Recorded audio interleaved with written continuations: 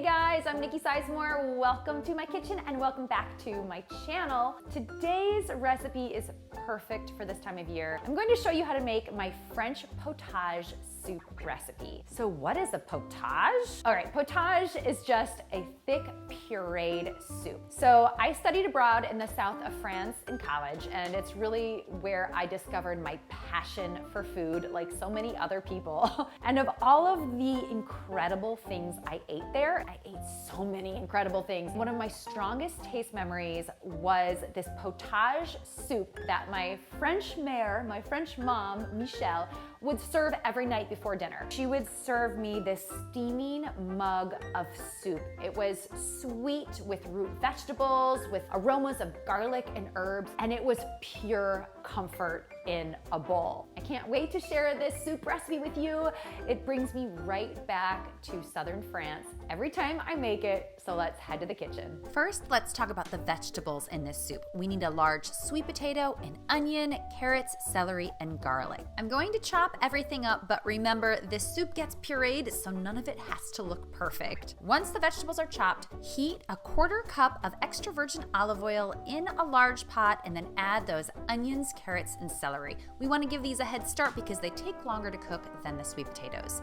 Season them well with salt and pepper, and we're going to let these cook until they're tender. It'll take about 8 to 10 minutes. Now we're going to add that chopped garlic along with some other aromatics. I have 2 bay leaves and 4 sprigs of fresh thyme. Scrape in those chopped sweet potatoes, season with some more salt and pepper, then cook this for a minute or 2. At this point, your kitchen's gonna start to smell really good. Now pour in 5 cups of water. I prefer to use water in the soup because you get a clean, pure flavor that lets those vegetables shine, but you could use stock instead. The soup needs to simmer for 10 to 15 minutes, and in the meantime, I'm going to show you how to make my cheesy baguettes. Rub a cut baguette with olive oil, season with salt and pepper, then bake in a 450-degree oven until lightly crisp. Pile on the shredded cheese of your choice, and then bake again until the cheese is melted. These are totally optional, but they are the perfect accompaniment to the soup. Speaking of which, once all of the vegetables are tender, remove the pot from the heat and then discard those bay leaves and thyme sprigs. Now we're going to puree the soup, and you can use a blender like I'm using, or you can use a hand blender or a stick blender. Blend on high until the soup is smooth and creamy.